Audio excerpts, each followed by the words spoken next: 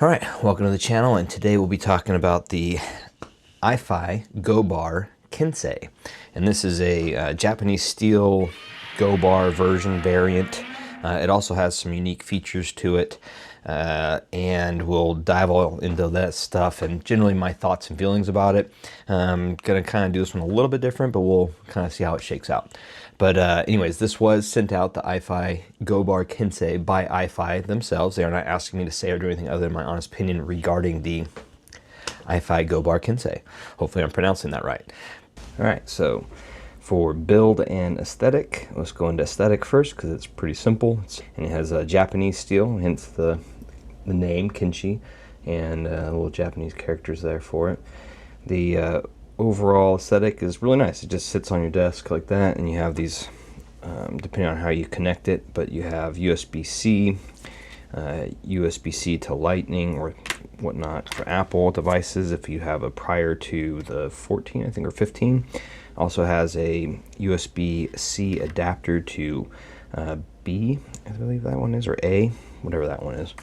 And basically that's how it goes. So you plug it in, and these cables are actually pretty nice, a little kind of goldish look to them.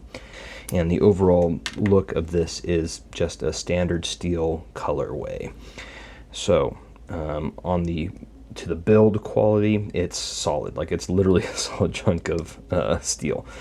I really dig on it. It's really nice, clean looking device, and it's simple. Sits on your wherever you want it. Actually, you put it in your pocket, connected to your phone, or your next to your laptop if you're listening off your laptop. And it basically has a USB-C attachment here, and then you have your, obviously, the front plate here, or the top plate, and then your 3.5 and 4.4 connection. And then onto the side you have, it's actually kind of, so to get an idea, so the way that this would sit on a desk is like this. And if you're looking down at it, so if you're looking down, you'll see this is written upside down because it's IE match, like you're looking down. So you can actually go to a 3.5 IE match, which is the impedance matching for IEMs and whatnot, and to 4.4 or off in the middle. Then you have your volume up and down, and then you have your power on, but it also acts as your turning on for X bass, and what have you. And on the back, these little, you can't really quite see it, but you'll see here these little dots, and those are actually little LEDs, and they will light up depending on if you have X bass, MQA playing, this Kensei 2 HD, DSD, and then the different levels of PCM and DSD. So that's on the bottom of the device here, if it was laying flat on a desk like so. And then you just, like I said, volume up, volume down. And these have almost, actually there's just zero audible click to the buttons themselves. Let's go ahead and power that on, so you can kind of, well, you can't power it on because I don't have it plugged in. But when it's plugged in, it would light, these would light up and it'd tell you what is going on. Also on the front, there's a little LED here, you can kind of see. But overall, the device is solid build and aesthetic. I actually really enjoy. It's a really nice looking device, and it's small. I mean, let's see, what would be a good gauge of how big or large this is would be cable, like a fairly large adapter, and it's to show how small that is. So there you go. All right, on to the next thing. So beyond the build and aesthetics, there's also some unique features, or unique feature specifically to the Kensei that I've, from my understanding, which is this K2 HD kind of deal. It's a little thing here, and you can kind of see, as we talked about the build and aesthetics, it has little lights and stuff and the light up when you plug it in.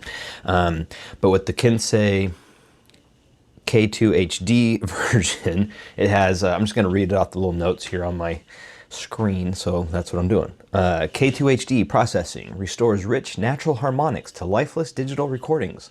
It is advanced. High frequency extension revives overtones beyond 22 kilohertz, delivering audio quality close to the original master. So, and this was worked on by JVC Kenwood for 18 months to develop this product and bring this renowned K2 HD technology back to the forefront.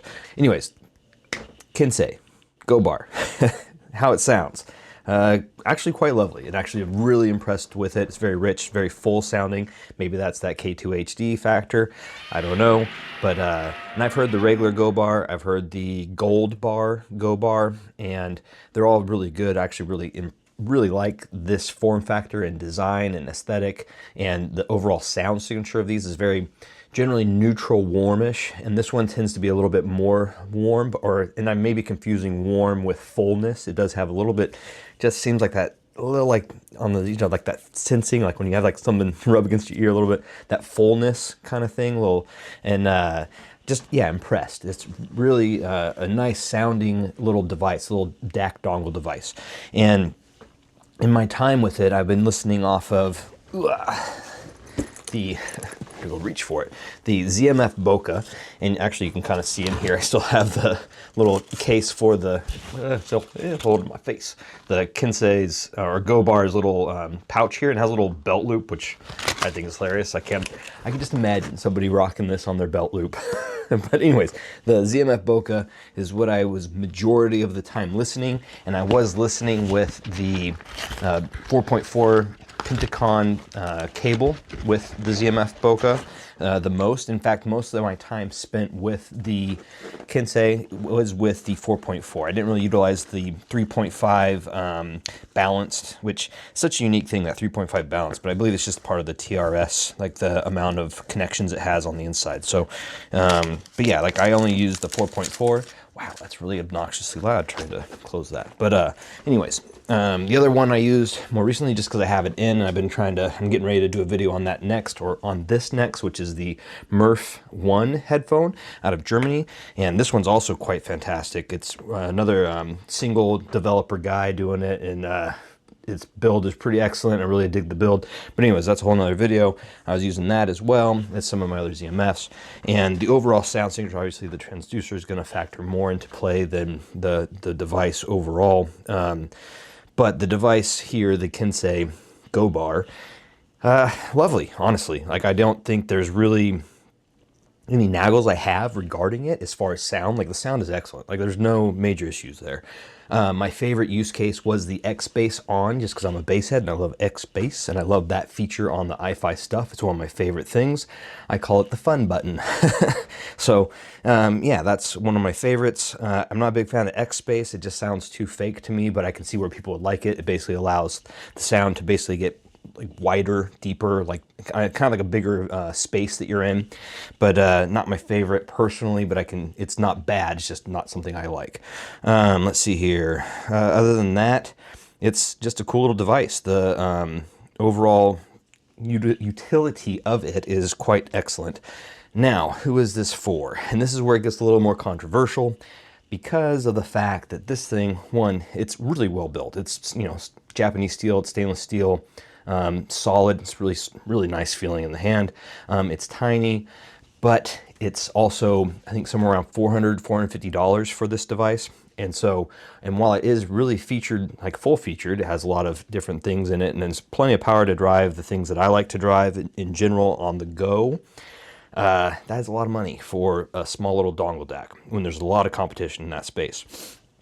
That being said, if you want kind of, in my opinion, one of the best dongle DACs you can get, or on the go little portable amp DAC device, these ones are kind of the ones to get.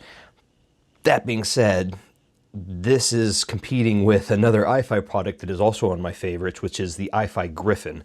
And the iFi Griffin, while exponentially larger than this, and well, not exponentially, or something that would be right. In fact, I don't even know where my Griffin is. I think it's packed away. But it's I have this little case here. This is my mic case for my DJI Mini mic case here. And so to give an idea, the Griffin is much thinner than this, but fairly wider and a little bit bigger than this as far as like overall size.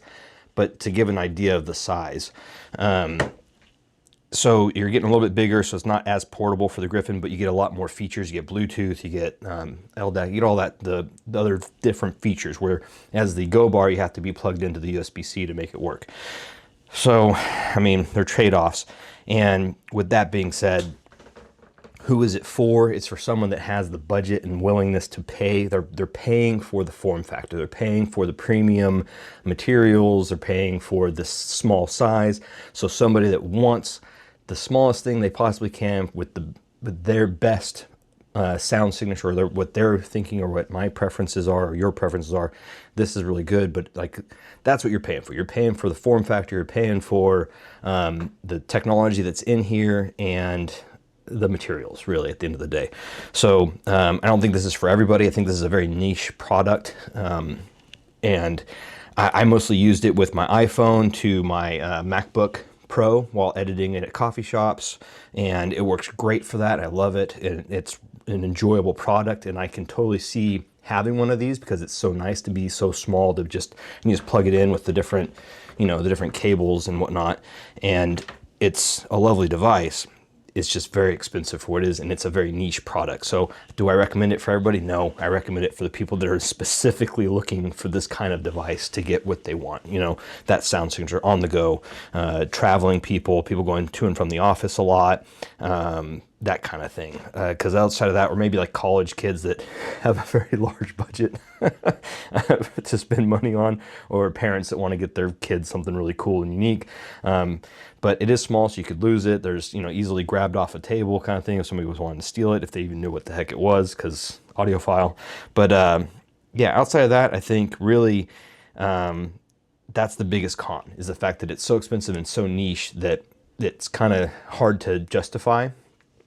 But if it's in your budget, I definitely recommend it. And if it's something you're looking for specifically, like that small form factor with a really great like neutral warm sound and really good functionality, I mean, I have no complaints as far as the audio quality, build, any of that stuff. The only complaint I would have is the fact that it's so expensive that it just takes away. There's other options out there that fill what this does to some degree for maybe less or maybe a little bit more, but you get way more options. So, take that for what it is. Do I recommend it? Yes, if it's in your budget and it's something that you're into, most definitely. Do I recommend it for your average everyday person that's just wanting something that's on the go, just that they use willy-nilly?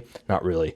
You have to be specifically wanting or using this kind of device, or wanting that kind of specific use case. So yeah, with that, I think I'll let everybody have their morning, afternoon, or evening back. So cheers, everybody. Have a good one.